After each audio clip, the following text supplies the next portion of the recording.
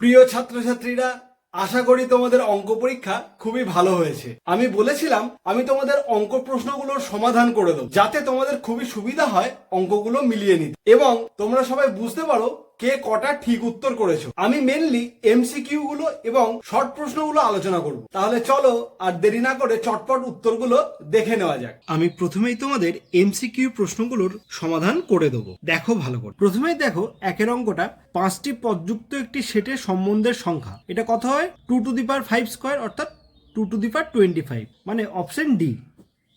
Next, sine inverse sine 5π/6 এর মুখ্য মানটা কত হয় -π/2 থেকে π/2 এর মধ্যে হতে হবে। তাহলে 5π/6 মানে হচ্ছে, দেখো সাইন ইনভার্স সাইন π - π/6, অর্থাৎ সাইন ইনভার্স সাইন π/6, তার মানে π/6, অপশন এ।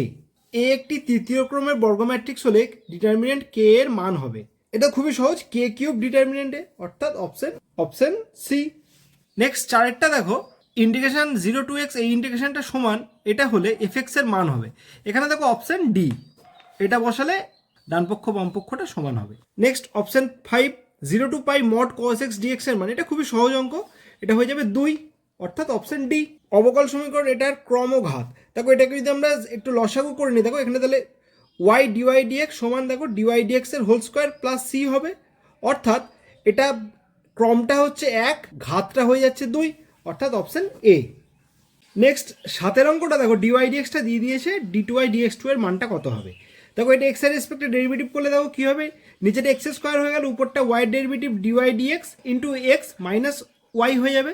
dy dx এর মানটা যদি আমরা বসিয়ে দিই, তাহলে এটা কি হবে, y minus y by x square, এটা কেটে গেল, অর্থাৎ 0, তাই অ্যান্সার হয়ে গেল অপশন এ। অ্যান্সার হলো অপশন এ। নেক্সট দেখো, এটার সর্বাধিক মান হবে x - 1 হোল স্কোয়ার, এটার এই পুরো এক্সপ্রেশনটা সর্বাধিক মান হবে যখন এইটার মান সর্বনিম্ন হবে। তাহলে x - 1, এটা তো একটা পূর্ণবর্গ সংখ্যা সর্বনিম্ন মান হয় 0, সুতরাং এটা সর্বাধিক মান হবে 5, অপশন এ। দেখো মড এটা √3, মড বি 2, তাহলে এবং বলে দিয়েছে a ডট বিটা হচ্ছে √6, তাহলে যদি আমরা ভাঙি, দেখো a ডট বি মানে mod A mod B cos theta সমান √6, মানগুলো বসিয়ে দাও, cos থিটা সমান তাহলে √6/√3 ইন্টু 2, অর্থাৎ 1/√2, তাহলে থিটা সমান হয়ে গেল π/4, অপশন ডি, এ আর বি এর মধ্যবর্তী কোণ। নেক্সট, এটা দেখো 2pa সমান, এটা বলে দিয়েছে, তাহলে এখান থেকে আমরা প্রথমে pa বের করে নিলাম 3/13, আবার আমরা জানি কি p of a by B মানে p of a intersection b by pb, মানগুলো সব বসিয়ে দিলাম, এখান থেকে p অফ a ইন্টারসেকশনে b এর মানটা পেয়ে গেলাম 2/13। এবার p of a union b মানে pa plus pb minus p a intersection b বসিয়ে দিলাম, তাহলে এটা হয়ে গেল 7/13, অর্থাৎ অপশন সি। এই ছিল তোমাদের এমসিকিউ প্রশ্নগুলো। আমি পরবর্তী বড় প্রশ্নগুলোর সমাধান পরবর্তী ভিডিওতে আলোচনা করব।